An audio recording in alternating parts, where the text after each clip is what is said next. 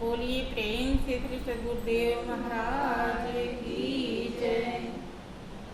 तेरी सतगुरु की चरणार में बहती प्रेम की धार, श्रद्धा से मज्जन करें पातक हुए छाव।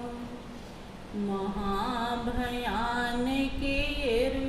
कठिन भावसागर गंभीर, नाम जहाज बिठाए कर मेटे जन की पीर। शाश्वत सुख की खोज में भटके जीव दिन रैन, सतगुरु की अनुकंपा बिन कबहु न पावे चैन। निस दिन जिनकी वंदना करते शीश महेश, सो निर्गुण सगुण भई हरनी जगत कलेश। परम पुरुष गुरुदेव जी शाश्वत शांति निधान, बार बार दंडवत करूं सकल सुखों की खान।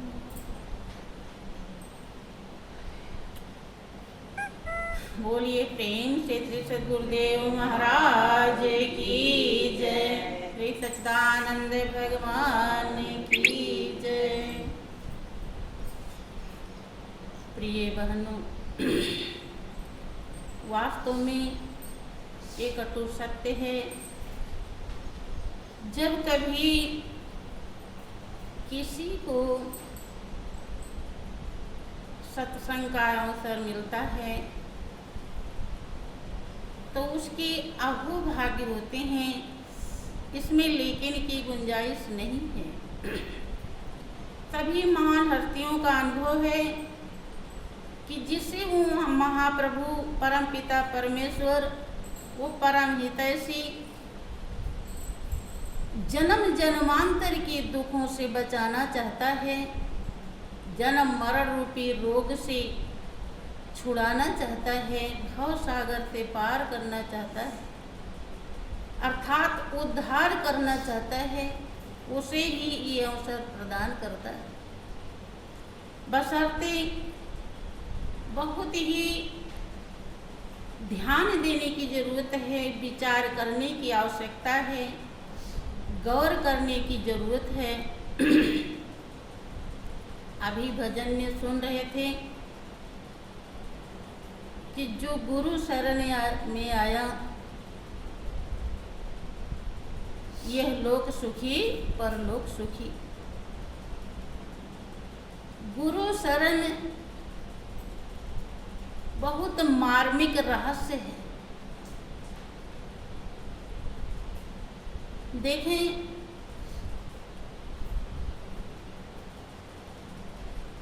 ये मार्मिक रहस्य बहुत बड़ी हस्ती मिटाने के बाद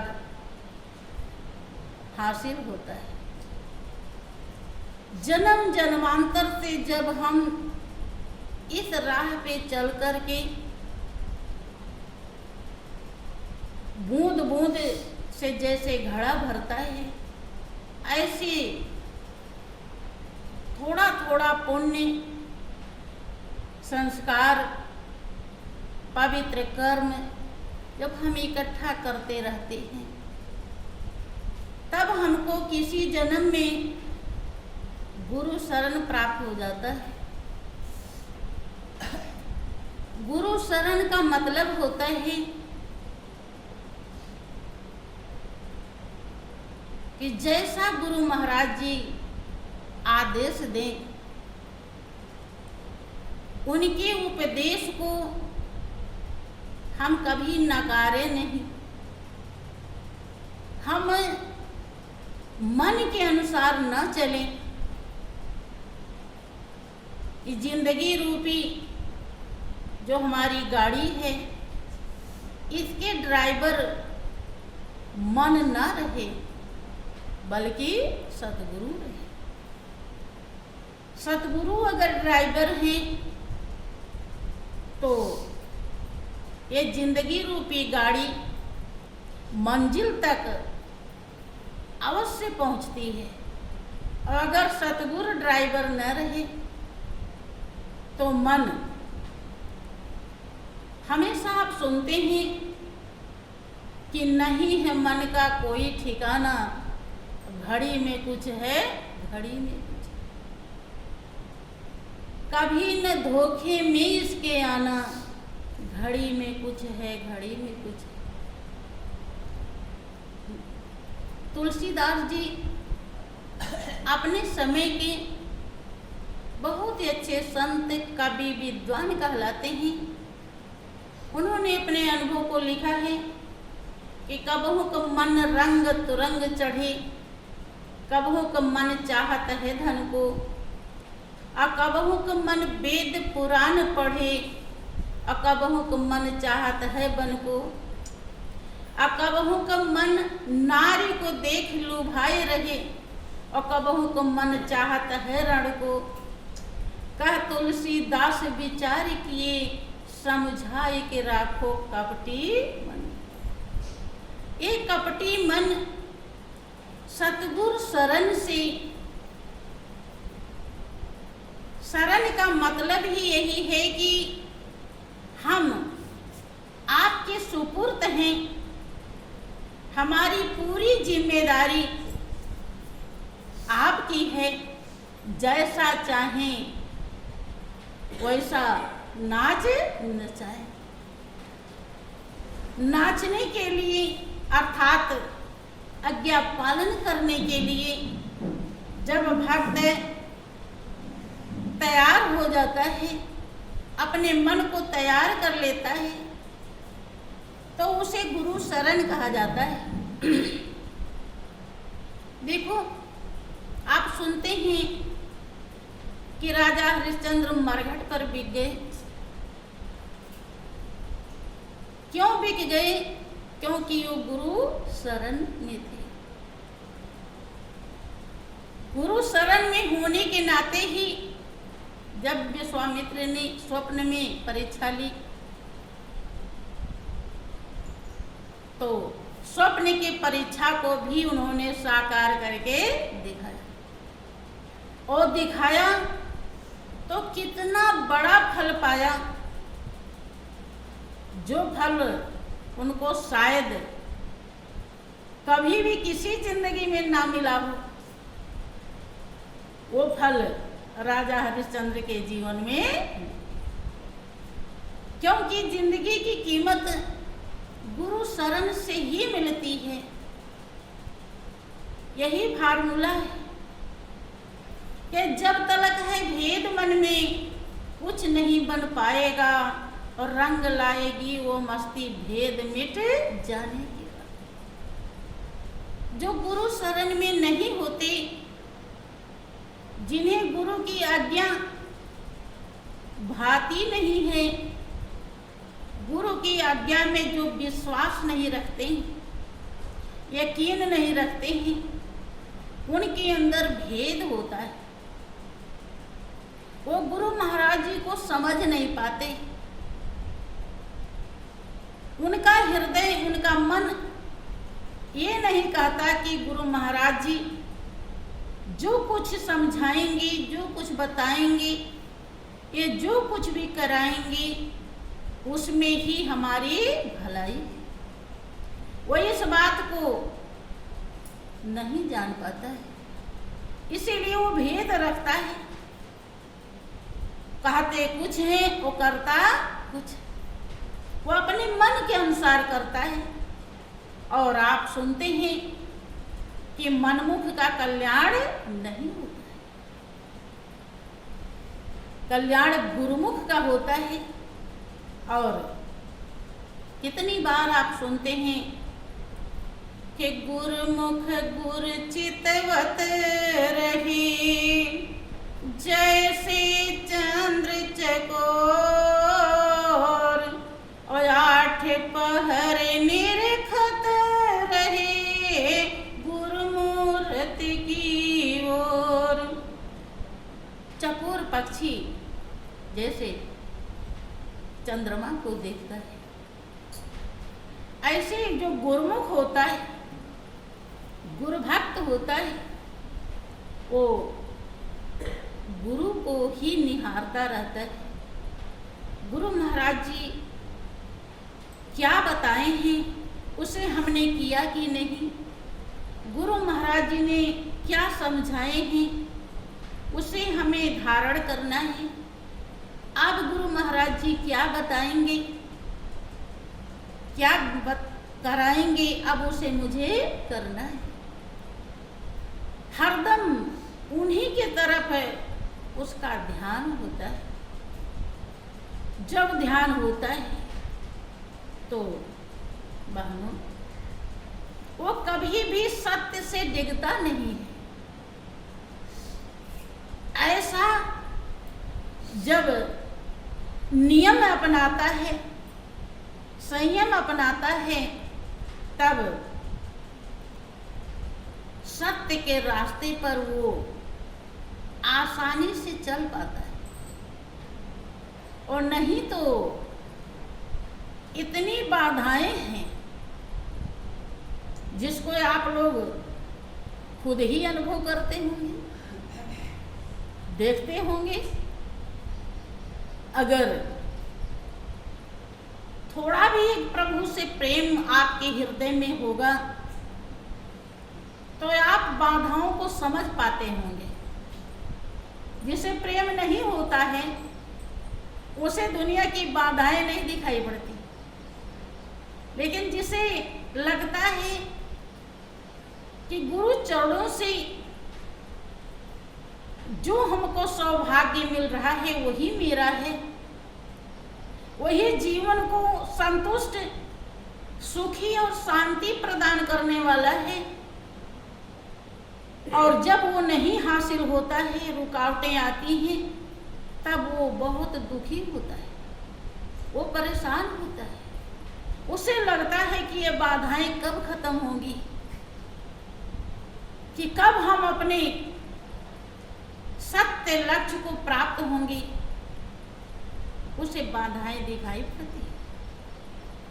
और जिसको ऐसा भाव नहीं होता उसको बाधाएं नहीं, बल्कि बाधाएं ही अच्छी लगती हैं। सत्संग में नहीं आना पड़ा, बहाना बना दिया कि कोई रिश्तेदार आ गया था।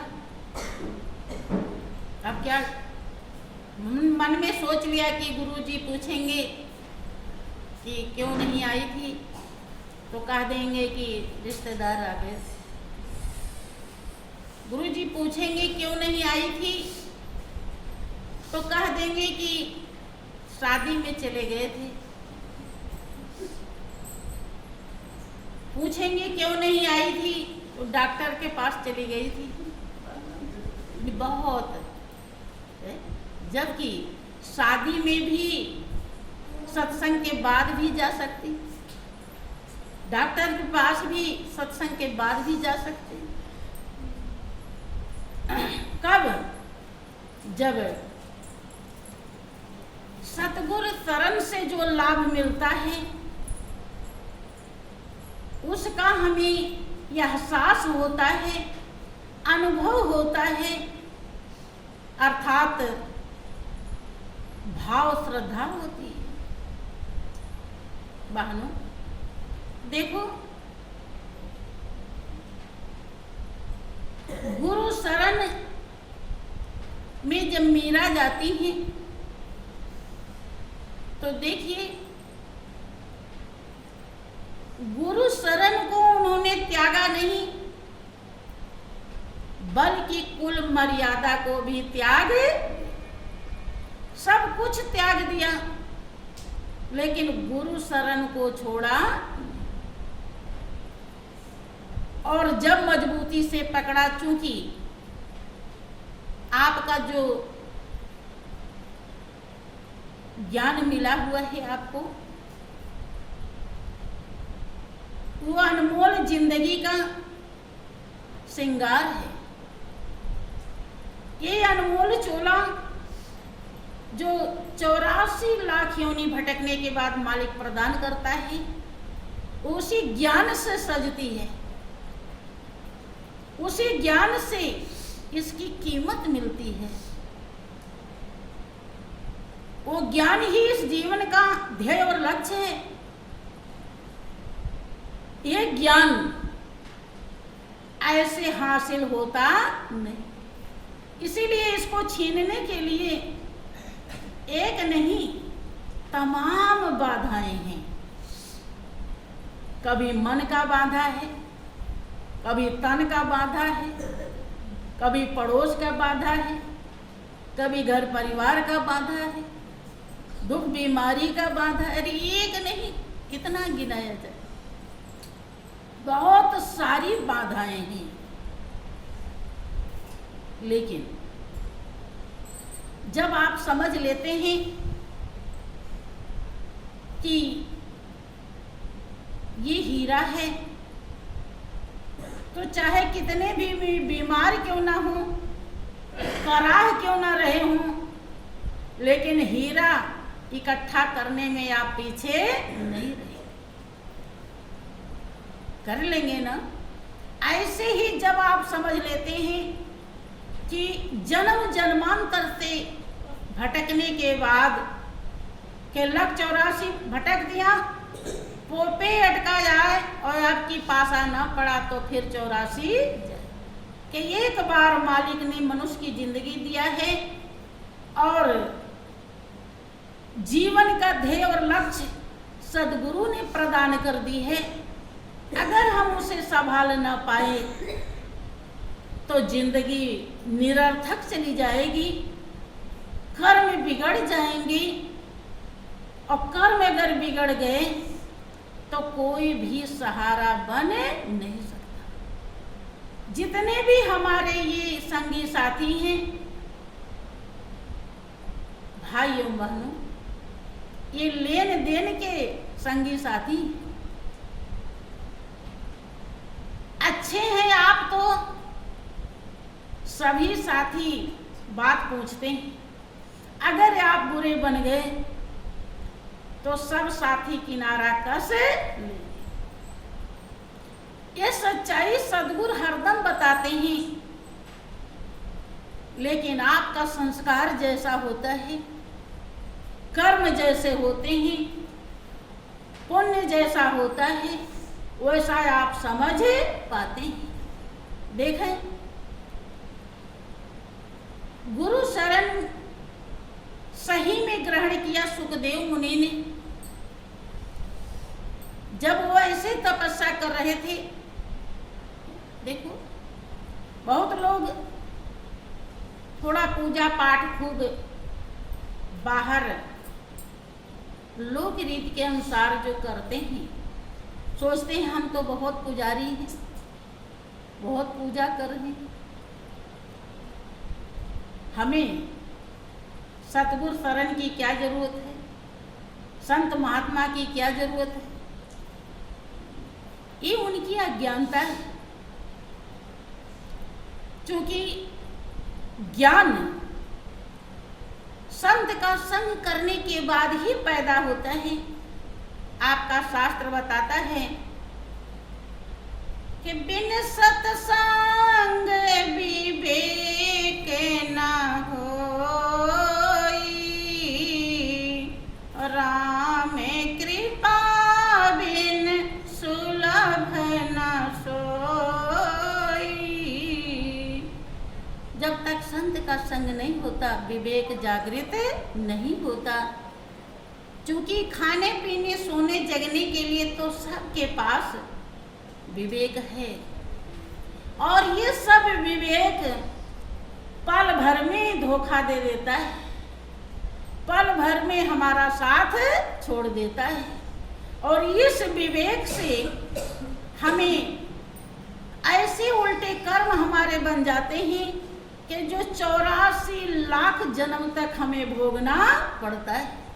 दुनियादारी के जितने भी ज्ञान हैं, लेकिन संत का संग जब हम करते हैं तो उससे सच्चा विवेक, सद विवेक पैदा होता है, जिसके द्वारा हमारा ध्येय और लक्ष्य आगे बढ़ता है, हम उसमें चल पाते हैं, ध्येय और लक्ष्य को समझ पाते हैं और इस विवेक से हमारे दोष, पाप, विषय, विकार सब धुलते रहते हैं। जितने भी हमारे उल्टे कर्म हैं सब इस विवेक से धुल जाते हैं। इसलिए जो संत के संग से विवेक जागृत होता है वही विवेक वास्तव में कहलाता है, और तो सब ज्ञान अधूरा कहा जाता है, धोखा कहा जाता है। विवेक जब संत के शरण में, राजा जनक के शरण में सुखदेव जी जाते हैं और उन्हें सच्चा विवेक जागृत होता है। तपस्या उन्होंने किया और तपस्या करके स्वर्ग जाते हैं, लेकिन स्वर्ग का दरवाजा बंद मिलता है, क्योंकि पुण्य दान करके, त्याग तपस्या करके, पूजा पाठ करके स्वर्ग तक तो जा सकते हैं, लेकिन मालिक को प्राप्त नहीं कर सकते। और हमारी आत्मा परमात्मा के लिए प्यासी है, जिसकी वो अंश है, अंश अंशी को ही ढूंढता है, और जब तक वो नहीं मिलेगा तब तक जीवन में संतुष्टि नहीं मिल सकती।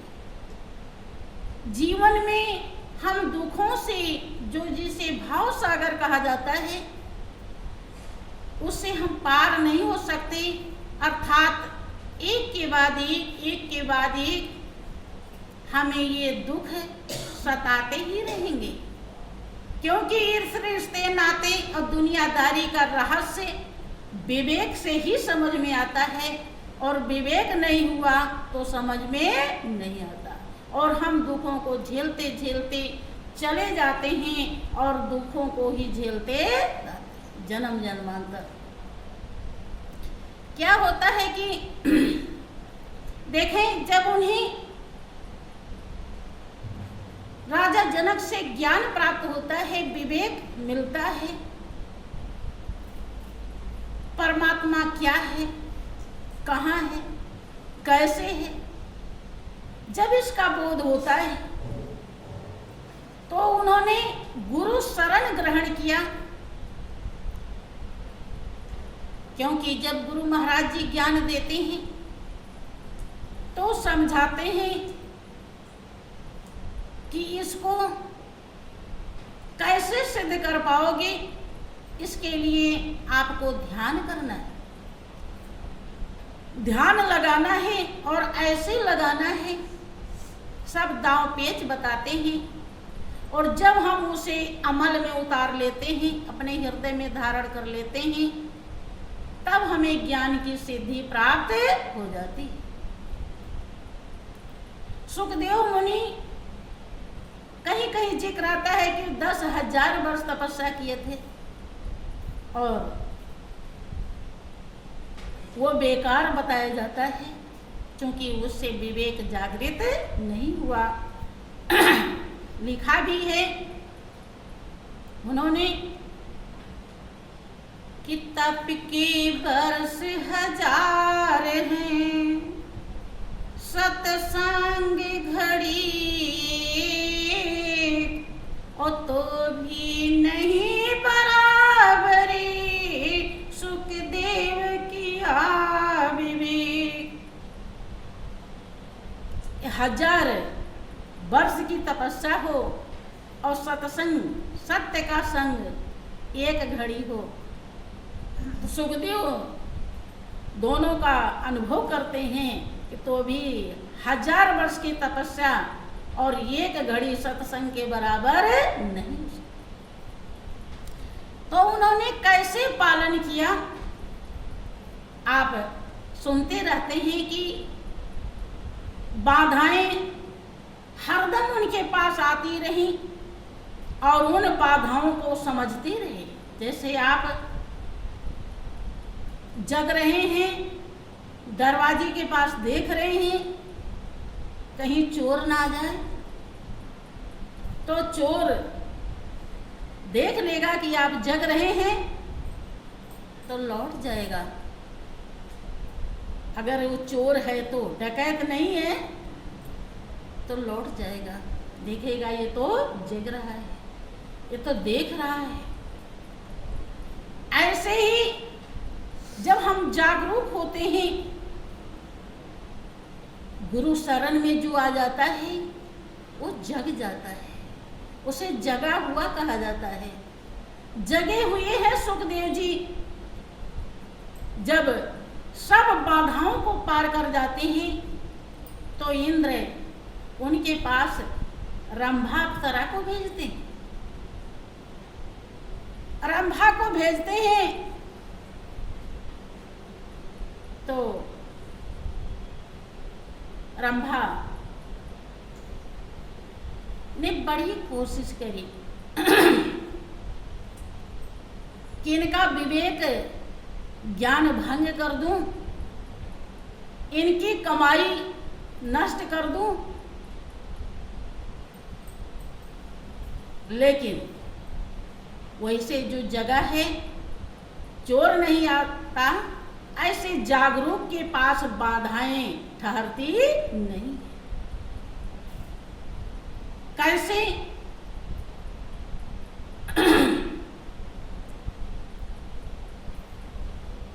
रंभा क्या कहती हैं? सुखदेव समझ मन माही, मैं स्वर्ग लोक से आई। सुखदेव समझ मन माही, मैं स्वर्ग लोक से आई। रंभा है नाम हमारा, रंभा है नाम हमारा, सब परियों की सरदारा जी।